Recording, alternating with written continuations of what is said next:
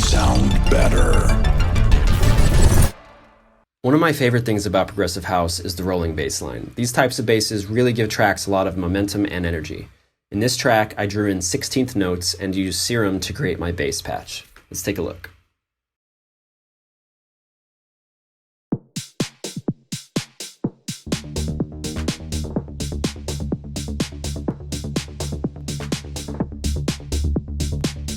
So I'm just playing the note D, and the key of the song is in D minor, so I keep that in mind with everything that I do as far as melodic content is concerned.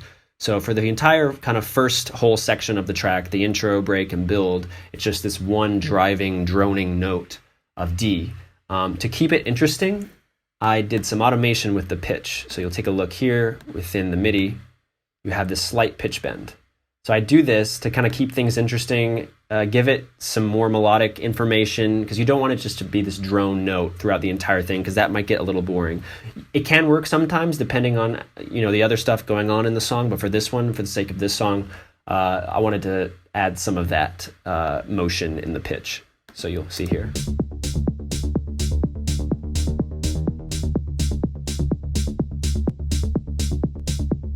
So we have that going on in the break and the build, and we're moving to the drop. I added some syncopation to the groove, and keeping in mind the scale of the song, I added A sharp and C. So you have D, A, C, and I added some new syncopation to add some groove.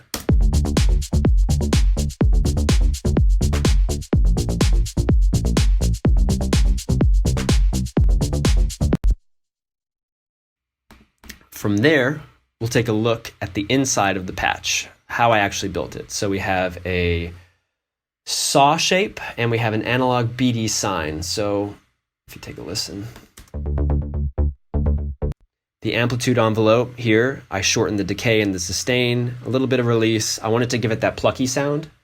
I did something similar with the filter envelope, which I have automating the filter cutoff of this low pass 18 filter.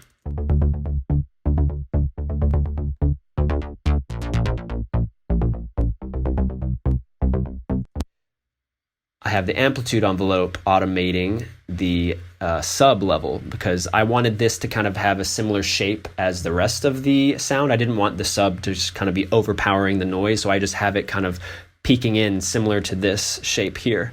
I'm using a triangle wave. We'll take it without.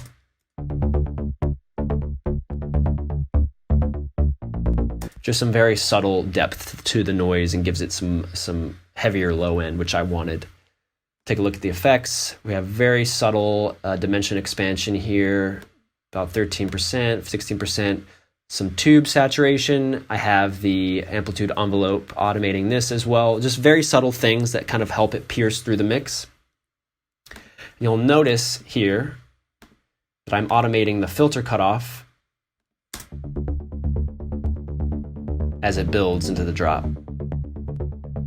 Opening it up, expanding the sound.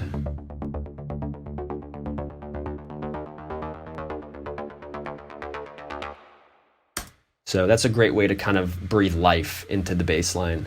I'm also automating the decay time. You'll notice here.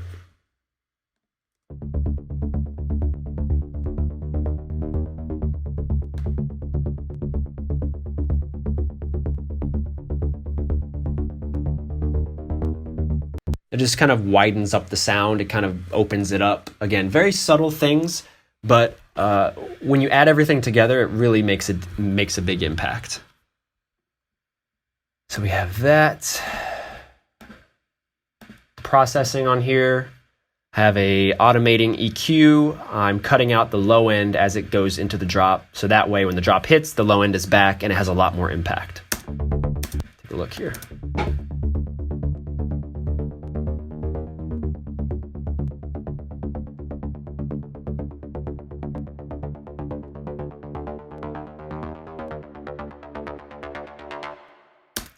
Have some saturation, a little bit of OTT, very subtle, 30%, 4.5 gain, kind of took back the highs a little bit. And then usually, I don't usually put a limiter afterwards, but this kind of came in a little hot. So you want to always be aware of signal flow. You don't want anything to come into the next plugin in the red. You don't want to be clipping. So you'll notice here, there's a little bit, it's not quite clipping, but it's in the yellow. So to be safe, I threw a limiter on there, tamed it, and then I threw a gate on top because the OTT sometimes adds some artifact sounds that I didn't really want. So this kind of just makes sure that nothing cuts through. And then finally, I have an LFO tool giving it that pumping effect. And then when the kick comes in, it really helps duck out the low end frequencies when the kick hits.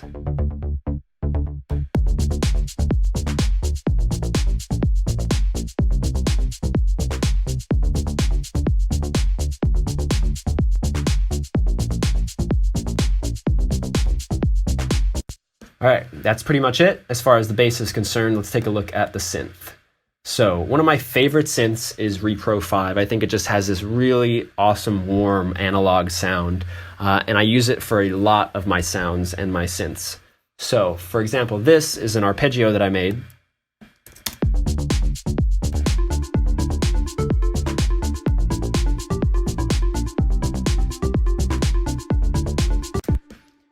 Take a look here. It's frozen for CPU reasons, but I'll unfreeze it just to play a little bit.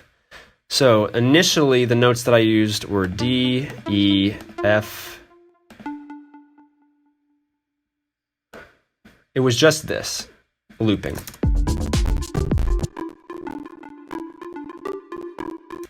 See, my computer's freaking out. But yeah, so these were the notes in the scale that I liked. But having that looping over and over is a little repetitive. So what I did was I tweaked the notes a little bit. So on the second bar, I threw in an A. On the fourth bar, I went from the D to a C.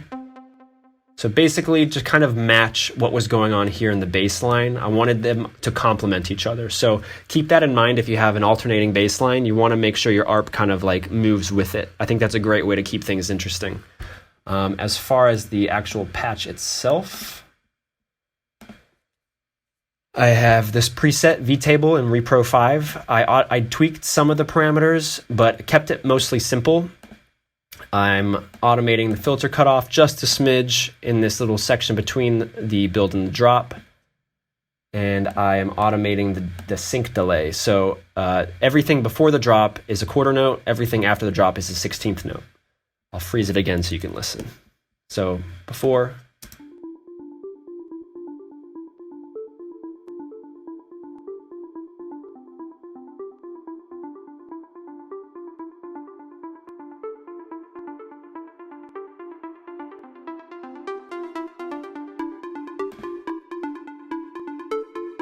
So the delay gives a sort of a different groove, so I just wanted to change things up between sections. As far as the processing is concerned, just have an EQ at about 250 hertz, some saturation, and I'm automating the filter here. Starting off, a lot of the high content is rolled off, and then it opens up as it leads into the drop. And then here, it kind of tapered off with the delay, so I shut it off instantly here. But that's more or less it for this ARP. And then I have this ARP here.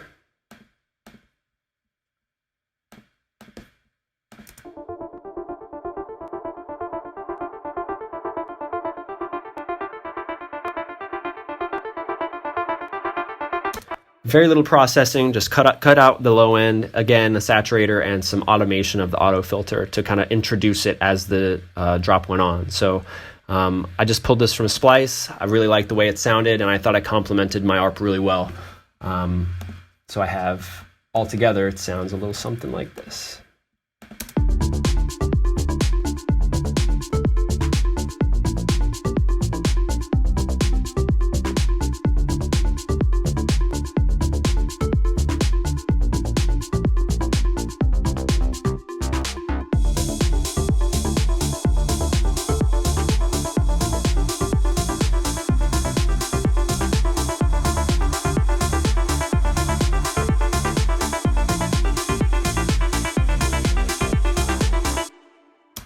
Yeah, so again, nothing crazy. I tried to keep it as simple as possible for the sake of explanation, but really you don't need to go overboard with your processing. Just keep it clean sounding, help it with some saturation, automation. That's all it really takes to make these things fit well in your mix. So that's about it for the melodic elements. Let's go into vocals now and take a look.